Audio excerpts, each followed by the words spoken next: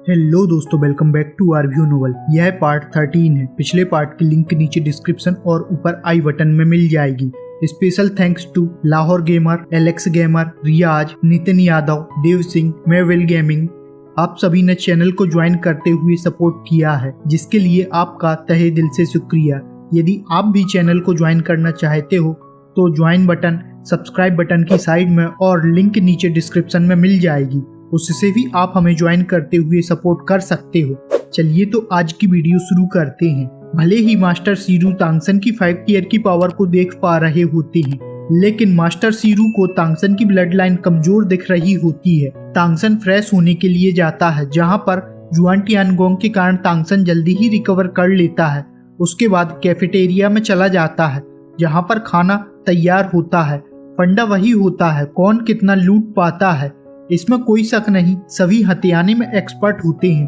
तांगसन भी जल्दी ही इनकी रॉबरी वाली आर्मी में शामिल हो जाता है और शुरू करने की आवाज के साथ सब गायब हो जाता है। तांगसन को पेट भरकर कुछ भी नहीं मिला होता है और सामने के खाली बर्तन को देखकर तांगसन उदास होता है।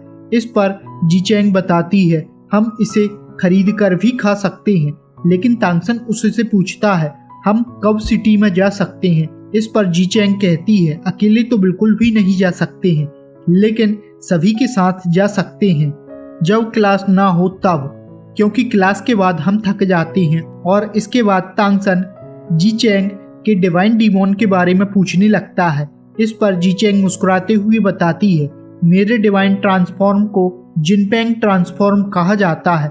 साथ ही मेरी ब्लड लाइन गोल्डन विंग्ड रोको से आई हुई है। इसी के साथ आगे बताती है, लेकिन मेरी ब्लड लाइन की पावर काफी कम है, इसलिए मैं तेजी से प्रैक्टिस नहीं कर सकती हूँ। और मास्टर ने बताया है, यदि मैं 7 टियर को ब्रेक कर सकती हूँ तो फ्यूचर में पावरफुल हो सकती हूँ, लेकिन जब तक केवल शायद प्रैक्टिस से ही पावरफुल हो सकती हूँ। इसके बाद तांगसन को समझ आ जाता है, वह अभी जहाँ भी है वह जगह किसी ब्लड लाइन के ट्रेजर से कम नहीं है। सभी के पास एक से बढ़कर एक रेयर ब्लड लाइन होती है, जिससे तांगसन को लगता है मैं भी इनसे काफी कुछ सीख सकता हूँ। तांगसन कुछ मात्रा में इनकी ब्लड लाइन को एब्जॉर्ब कर सकता है, जिससे बाद में इन्हें पावरफुल भी कर सकता है। सबसे बड़ी बात तो यह होती है, यह सब सेफ रहेगा। तांगसन के लिए फॉक्स आई और जीचेंग का जिन पैगवियन काफी फायदेमंद हो सकता है। लंच के बाद क्लास शुरू होने वाली होती है। गुआन और एन किंग दोनों यहाँ पर होते हैं, जबकि मास्टर येन यू और सीरू गायब होते हैं। कुछ ही समय में सभी स्टूडेंट यार्ड में जमा हो जाते हैं, जहाँ एन किंग कॉम्बैट क्लास का बताता है। इसके साथ ही तांगसन को बाहर करते हुए तांगसन से फाइट करने के लिए कहता है, क्योंकि तांगसन यहाँ पर नया है। सभी तांगसन को देखकर खुश होते हैं, क्योंकि सुबह की फिजिकल फिटनेस की क्लास में तांगसन का तो अलग ही कारनामा होता है। तांगसन अपने पहले टारगेट जीचेंग को चुनता है। सभी को लगता है तांगसन गलती कर रहा है, क्योंकि जीचेंग फ्लाई कर सकती है। इसके बाद दोनों ही एक दूसरे से 20 मीटर की दूरी पर आमने सामने होते हैं। एनकिंग की आवाज पर इनकी फाइट शुरू हो जाती है। जीचेंग अपने फॉर्म में आ जाती है। तांगसन की बॉडी से भी सियान लाइट निकलती है। जीचेंग ने तुरंत ही उड़ान नहीं भरी होती है। तांगसन के 2 विंड ब्लेड हवा में निकल जाते हैं। कुछ ही समय में जीचेंग के विंग्स पर हिट करते हैं, जिससे जीचेंग को कुछ चोट आती है। ठीक इसी समय तांगसन की अंगुलियां कांपने लगती हैं और वह 2 विंड ब्लेड बदलते हुए 18 विंड ब्लेड बन जाते हैं।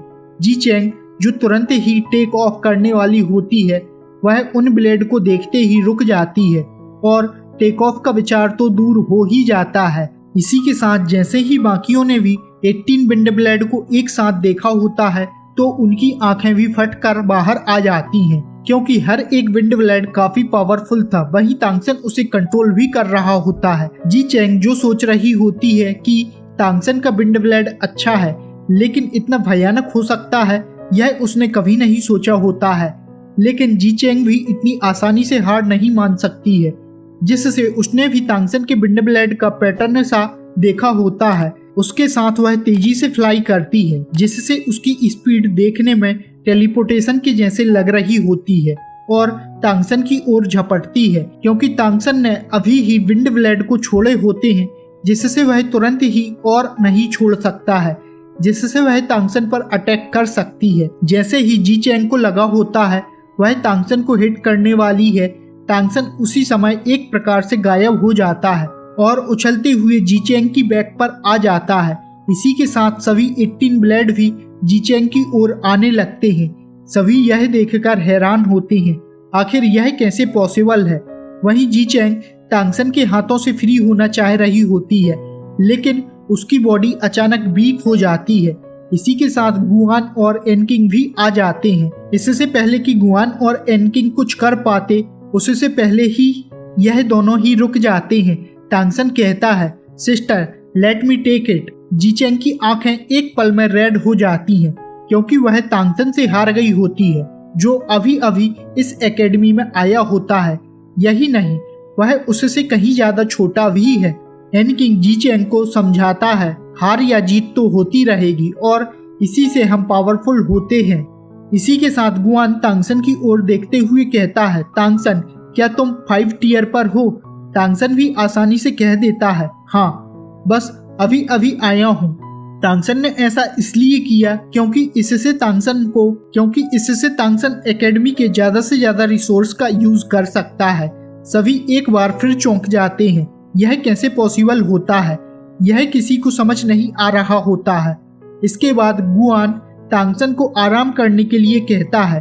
तांगसन ने जब जी चैंग को छुआ होता है, उसी समय तांगसन ने जी चैंग की कुछ ब्लड लाइन की पावर को भी एब्जॉर्ब कर लिया होता है। तांगसन की एज में 4th टियर की पावर ही काफी ज्यादा होती है, जबकि इन 16 स्टूडेंट में केवल 3 ही ऐसे होते हैं जो 5 टियर के होते हैं। इसी कारण से सभी तांगसन को हैरानी के साथ देख रहे होते हैं। इसी के साथ तांगसन जी चैंग से माफी मांगता है, तो वह भी कहती है, क्या तुम सच में 5 टियर पर हो?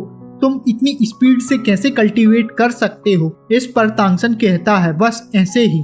वहीं रीडिंग बाई भी आ जाता है। वह भी कहता है, अब तो मुझे भी तुमसे जलन होने लगी है, पता नहीं मैं कब 5 टियर पर पहुंचूंगा। इसी के साथ उसने तांगसन का हाथ पकड़ लिया होता है, तो तांगसन को भी यह काफी अच्छा मौका लगा होता है, जिससे तांगसन फॉक्स आई की ब्लड लाइन को भी एब्जॉर्ब कर लेता है। फॉक्स आई तांगसन की पर्पल आई से मिलकर भयानक रूप से पावरफुल हो सकती है। इसी के साथ तांगसन के पास अब 2 अलग ब्लड लाइन की पावर होती है। इसके बाद एनकिंग ने होम टाउन और जेंग जेविन को अगली फाइट के लिए बुलाया होता है। यह करीब 13 और 14 साल के होते हैं। दोनों ही मास्टर को ग्रीट करते हैं। इसी के साथ अगला मैच शुरू होने वाला होता है। यह दोनों ही ट्रांसफॉर्म हो जाते हैं। तांगसन इन्हें नहीं पहचान पाता है, यह कौन से डीमोन है। यान फैन ने भी कभी इस तरह के डीमोन के बारे में नहीं बताया होता है। यहाँ पर सीधे शब्दों में कहूँ तो एक क्रोकोडाइल जैसा होता है, तो दूसरा फायर ड्रैगन के जैसा। जेविन ने दहाड़ लगाई होती है, उसी के साथ वह अटैक के लिए आगे बढ़ता है। इसके साथ उससे काफी ज्यादा फायर निकल रही होती है, जो किसी सूरज की तरह आगे बढ़ती है। इसी के साथ होम टाउन की बॉडी से भी लाइट निकलने लगती है, जिससे वह जमीन पर पैर मारते हुए आगे बढ़ता है। उसी के साथ जेविन के द्वारा किया हुआ अटैक बीच में रुक जाता है। तांगसन इस भयानक पावर को महसूस कर पाता है। यह इतनी अधिक होती है कि तांगसन का दिल भी कांप जाता है, क्योंकि तांगसन भी कभी गॉड किंग होता है, तो वह जानता है टाइम और जगह को एक साथ कंट्रोल करना कितना पावरफुल हो सकता है। इसके अटैक ने तांगसन को एक कोल्ड वाइब दी होती है। इससे तांगसन को यह लगता है यह सभी एबिलिटी काफी मिस्टीरियस है। उसी के साथ होम टाउन भी अपनी टेल से जेविन पर अटैक करता है। इसी तरह से वह एक दूसरे पर अटैक करते हैं, जिससे कुछ मूव के बाद जेविन को गिरा देता है, लेकिन वह भी अचानक अगले ही पल में आगे बढ़ते हुए वह उछलकर होम टाउन की ओर आगे बढ़ता है। जेविन की मुट्ठी में काफी ज्यादा फ्लेम कंडेंस होती है। जेविन के आगे होम टाउन कमजोर हो रहा होता है। उसका सीधा कारण अधिक पावर का यूज करने का होता है। इसी तरह से इनकी फाइट चलती रहती है कि अचानक एनकिंग आगे आते हुए दोनों को ही रोक देता है। और तांगसन का क्या होता है? आने वाले समय में तांगसन इनकी भी ब्लड लाइन को चुराएगा। और तांगसन आगे सोचता है, वैसे भी मुझे टाइम को कंट्रोल करने की एबिलिटी को लर्न करना होता है।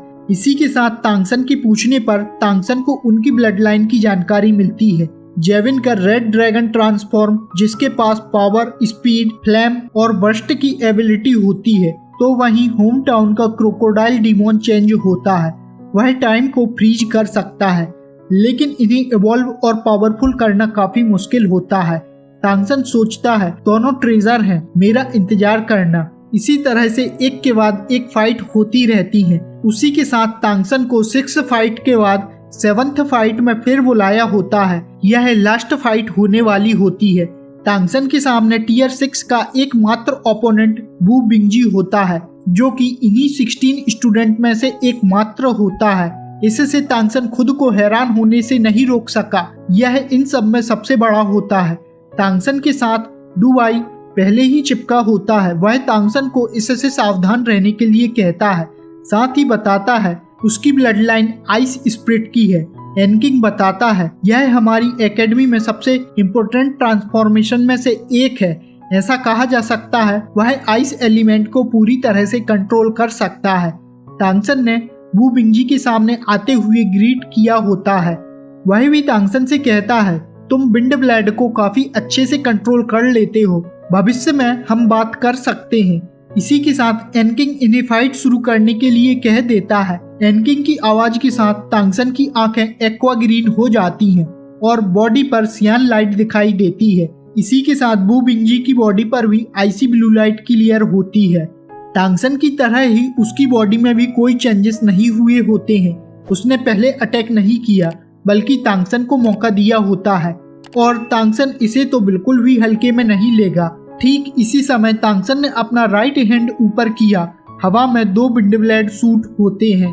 इसी के साथ वू बिंगजी भी तांगसन की ओर अटैक करता है।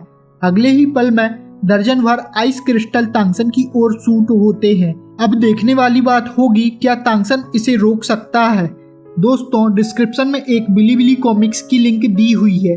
आप उससे कई सारी मांगा को फ्री में एक्सेस कर सकते हो। साथ ही आपके उस लिंक को क्लिक करने से मुझे भी कुछ फाइनेंशियल हेल्प मिल जाएगी, तो हो सके तो कुछ समय निकालकर उसे भी ओपन करके देख सकते हो। यह वीडियो यहाँ खत्म होती है। हम मिलते हैं अगली वीडियो में। Thanks for watching.